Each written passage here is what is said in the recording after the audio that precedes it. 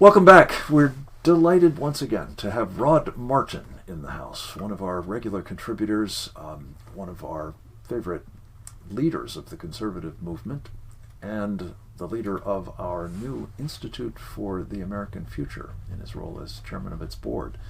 Rod does the Rod Martin Report. You can follow it at rodmartin.org, and we're going to give you some of the highlights of his latest thinking. He is a free-range intellect, and it's always extremely illuminating to find out what he's thinking about, including the 5th of May, also known in some circles as Cinco de Mayo. You've written about it. Remind us what that is, first of all, and this really rather extraordinary importance you assign to it in this article. Rod? Well, it's good to be here, and thank you for having me. Cinco de Mayo, of course, is a holiday that almost no one in Mexico celebrates. A few people do. Hardly anybody even remembers it there. Here it's just a drinking holiday. But it actually has significant geopolitical meaning. Cinco de Mayo celebrates the victory of the Mexican patriots over the invading French army at the Battle of Puebla in 1862. And your viewers will recall, of course, that America was a little bit preoccupied in 1862, fighting the Battle of Antietam and, little things like the entire Southern Uprising. And so the Monroe Doctrine simply wasn't a meaningful threat. And Napoleon III, Emperor of the French, decided that, hey, Mexico looks good. Why shouldn't we have a cool empire in the Americas?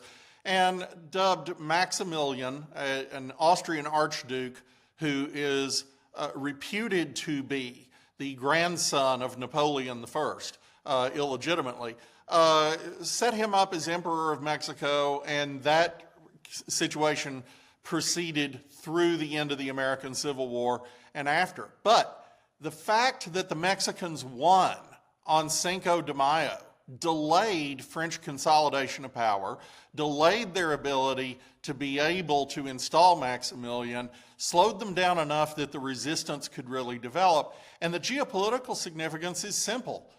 If the French had had a modern army sitting on the Rio Grande, it would have put at threat Texas and especially New Orleans. New Orleans being the most geopolitically significant spot on the North American landmass because it controls the entire waterway that drains the interior of the United States. If you control New Orleans, you control North America, and the U.S. becomes a second-rate power. This is so important, and I'm struck by the fact that, as you may know, Rod, as you know all things as far as I can tell, there's a woman who is currently the chairwoman, or chair, I guess they call it, of the America 250 celebration.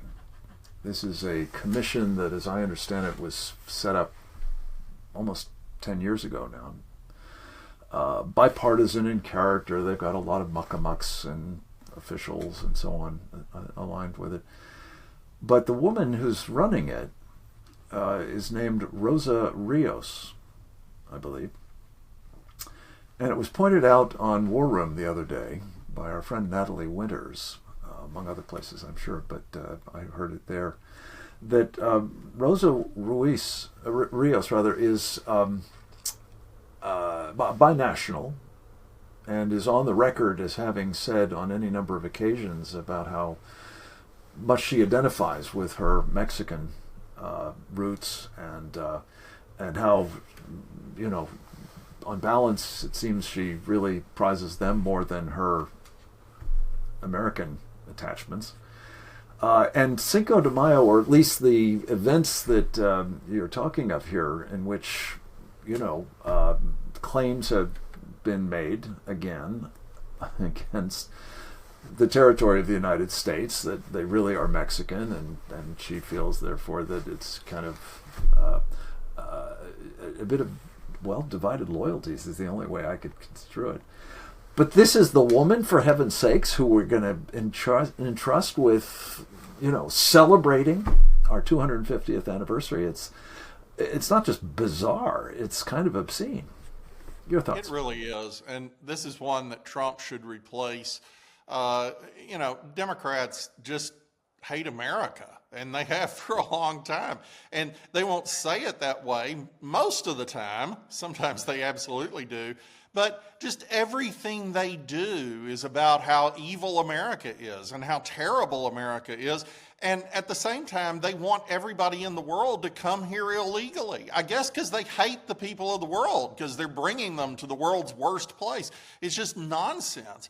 And yes, the divided loyalties are just highly inappropriate. America is the freest, greatest nation in the history of the world. Anybody who does get to be here legally should be thrilled that they got to be. You won the lottery of life. And the 250th anniversary of our founding should be an unqualified joy and celebration.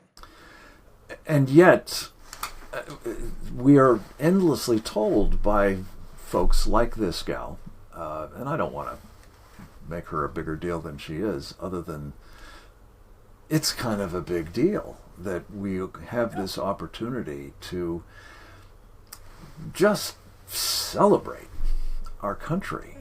It doesn't happen every day, and certainly we don't do enough of it. For all the reasons you've just mentioned, we should be doing it daily. But from such people, typically inside our country, we hear it decried all the time.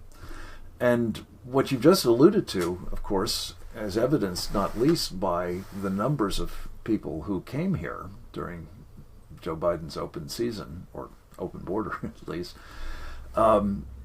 they want to be here. And, to some extent, I think they want to be here for the right reasons, not just to destroy the country, which certainly some who got across do.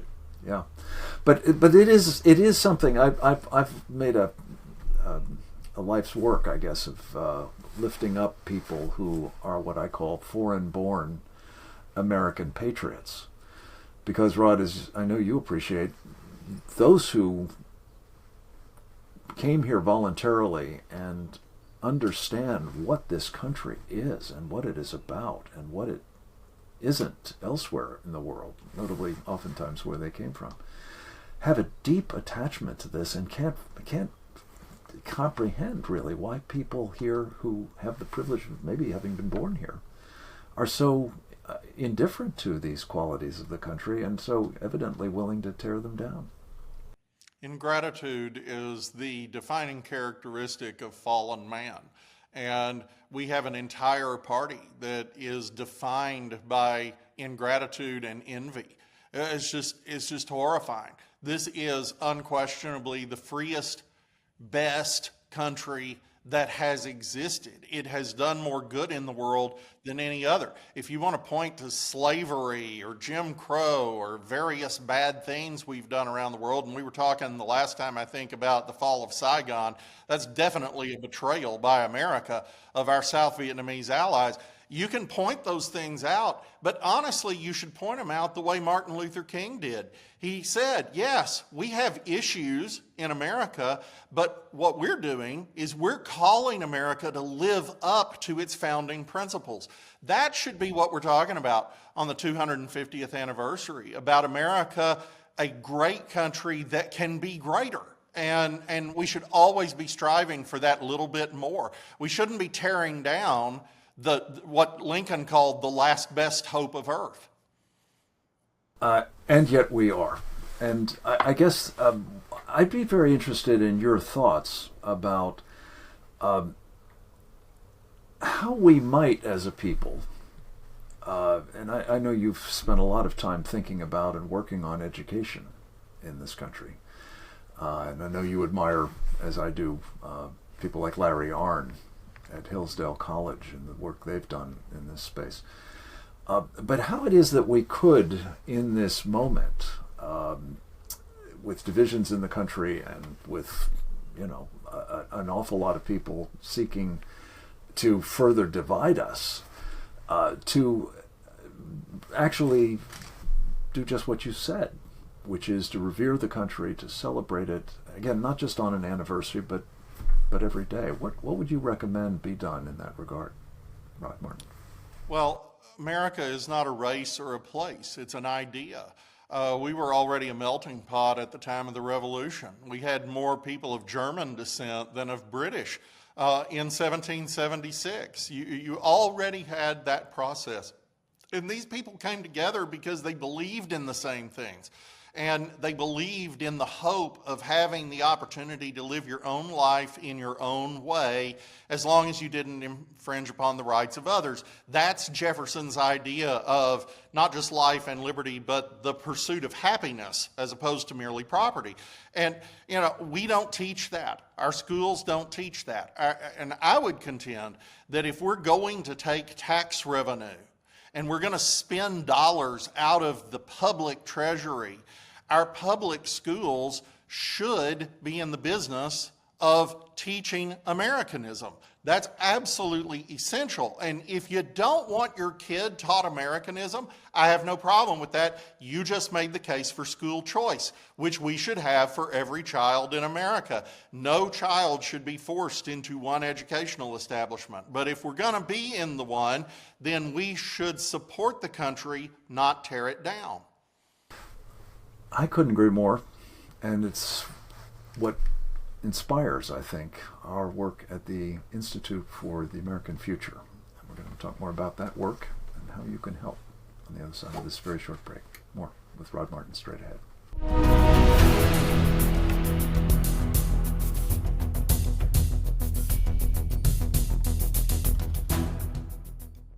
Welcome back. We are visiting with my friend Rod Martin, the chairman of the board of the Institute for the American Future. You can follow that wonderful organization's work. It's new, but we're cutting our teeth at usfuture.org. And we've got 5 different lines of effort that we are particularly making there on various topics, from the Chinese Communist Party and what it's up to the Sharia supremacists, to the globalists, to the spiritual warfare in which we find ourselves, as well as what we need to do to make America's military great again. Rod, you were on Fox Business recently, and I wanted to visit with you a bit about what you were saying there concerning, among other things, China. A particular passion of ours, as you know well, as a member of our Committee on the Present Danger of China, is the insanity of American investors, mostly unwittingly, but nonetheless having their money put into Chinese companies, including some building weapons with which to kill us. Not just even our servicemen and women, bad as that would be, but us here at home as well. Tell us what you think about all of that and what you were talking about with Fox the other day. Well, yeah, I was on Making Money with Charles Payne yesterday. Charles is awesome. Everybody should watch him. And the segment is up on rodmartin.org for free. So everybody should check out rodmartin.org. One of the things we were talking about is exactly what you just said. China is not a normal trade partner for the United States. We want to get to a reasonable, ideally 0-0 tariff regime with Europe or Japan. You can't really get there with China. China isn't just a partner. China is at best a frenemy. And honestly, I think the friend part of that is overstating the case. This is a country that routinely threatens to nuke Los Angeles. This is a country that routinely threatens to invade Taiwan. This is a country that employs slave labor. So what Donald Trump is doing is certainly aimed at a better trade deal with China, but it's much bigger than that. He wants to isolate them diplomatically. He wants to cut off the funding to their war machine, and he wants to put them in a position that encourages internal dissent. And those are dangerous things to do, I suppose. But what the previous administrations had done, just helping China grow into the world's dominant power, was certainly much more dangerous than anything Donald Trump is doing. Amen. You talk about this in a piece at rodmartin.org about Donald Trump rearranging the chessboard. And, I think Donald Trump's many critics fail to give him credit for even understanding the chessboard and how to play it, let alone doing it successfully. You've studied him for a long time. Your assessment of his actual plan and his execution of it would be appreciated, sir. Honestly, the reaction of his critics never ceases to amaze and amuse, and probably no one more amused than Trump himself. Trump has been telegraphing his strategy in negotiations since at least 1987, when he published The Art of the Deal, and then subsequently Surviving at the Top in 1990 and Art of the Comeback in 1997, and on and on and on. He's got 12 books, for heaven's sake. And you say that, and the critics are like, well, he didn't even write them. Well, okay, perhaps he didn't sit down at a word processor and type them out. That's true. But he sits there and he gives his story to somebody like Tony Schwartz, who turns it into book form. This is all him. And it's super consistent. If you look at the last chapter of Art of the Comeback from 1997 in particular, his entire political program, except abortion, is laid out in amazing detail. This is a man of tremendous consistency. But what is consistent is that he likes to create this air of chaos, this belief that he's just random, because it puts his enemies off balance. It gives him the upper hand in the negotiation. Everybody's afraid of what he might do instead of what, like Bush or any of those guys did, go into the negotiating room and tell you exactly what they're willing to do and exactly what they're not willing to do, and then we dicker down from America's minimum.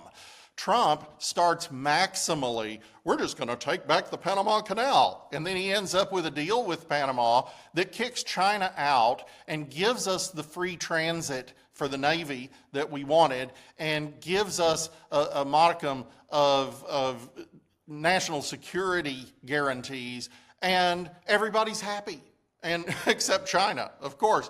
And that's how he is in all these things.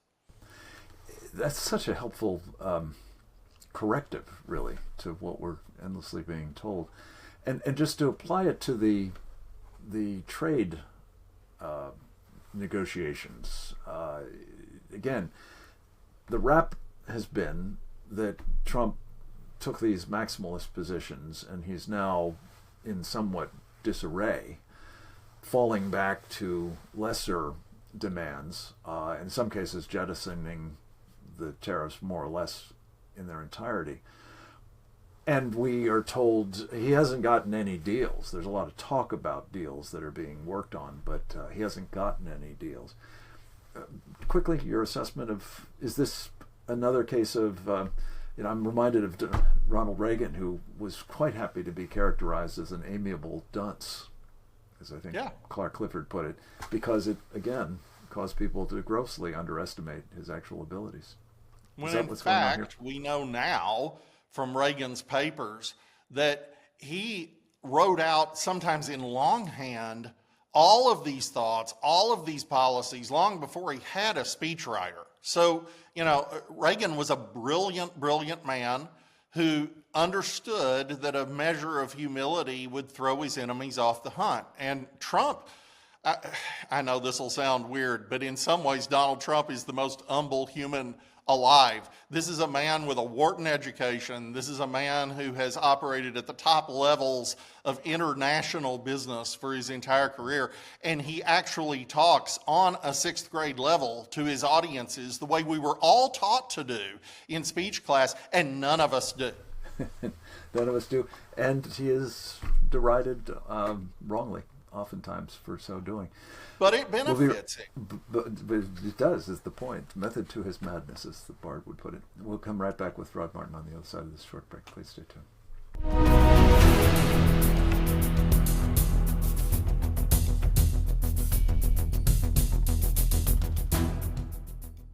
We're back with Rod Martin.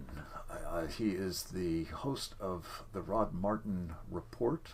You can find it at rodmartin.org, and I strongly commend it to you. It's a wonderful read, resource. Rod, just a final thought on Trump and trade?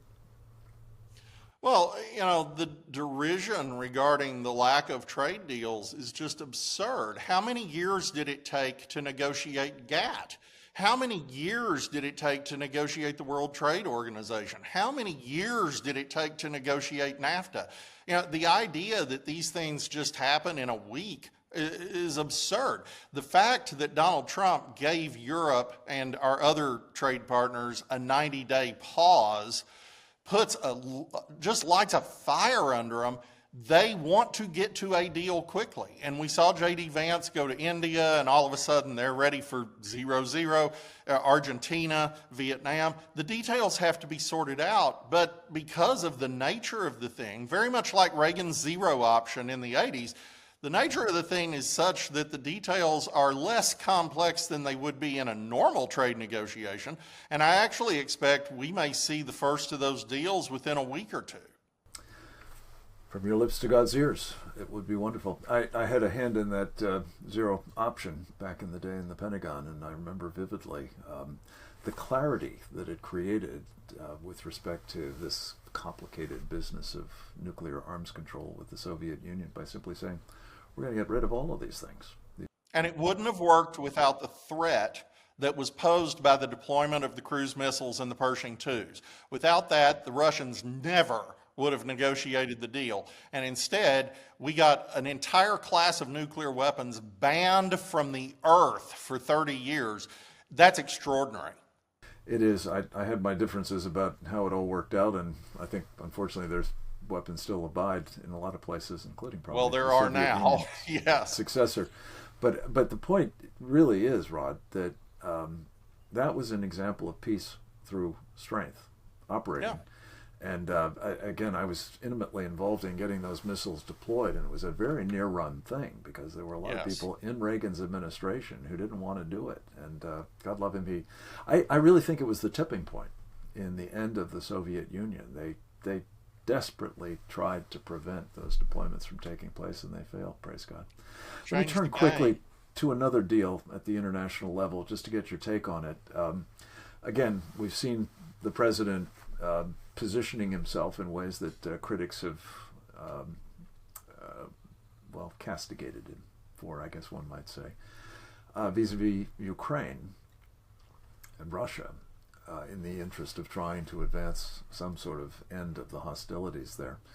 One piece of which turns out to have been this agreement with Ukraine about helping rebuild the place, but also get access to its rather abundant rare earth and other natural resources.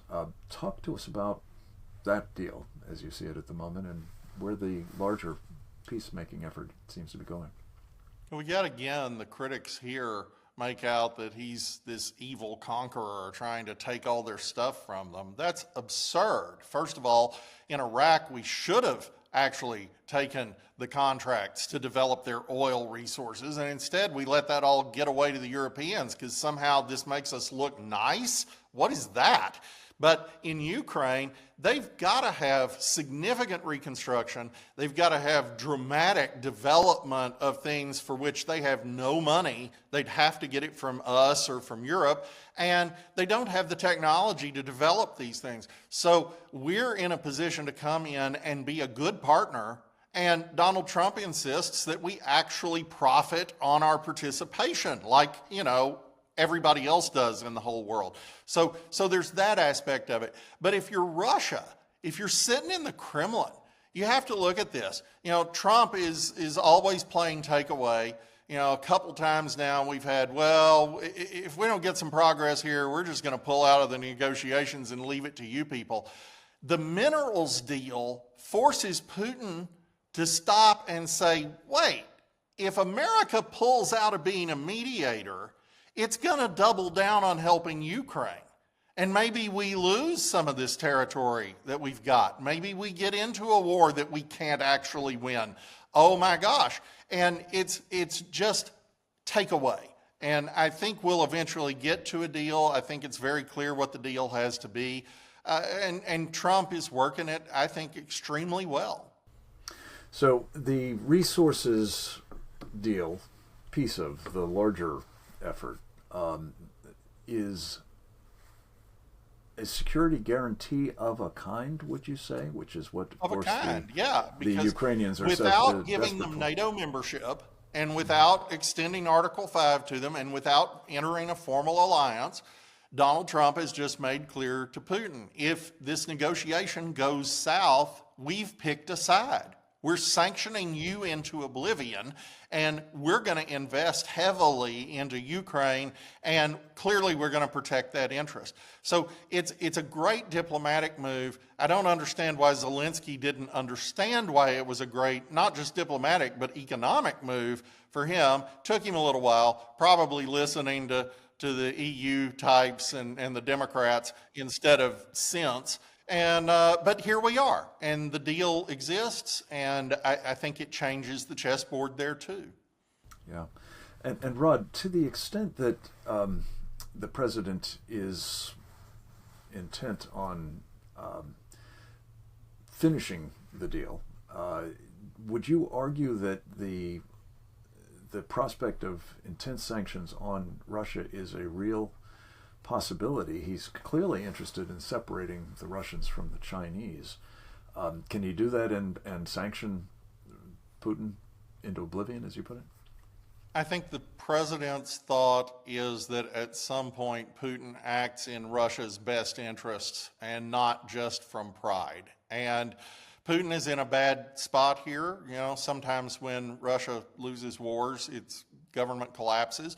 And so he's very mindful of 1917. But at the same time, you know, he has spent several years now after they failed to capture Kiev.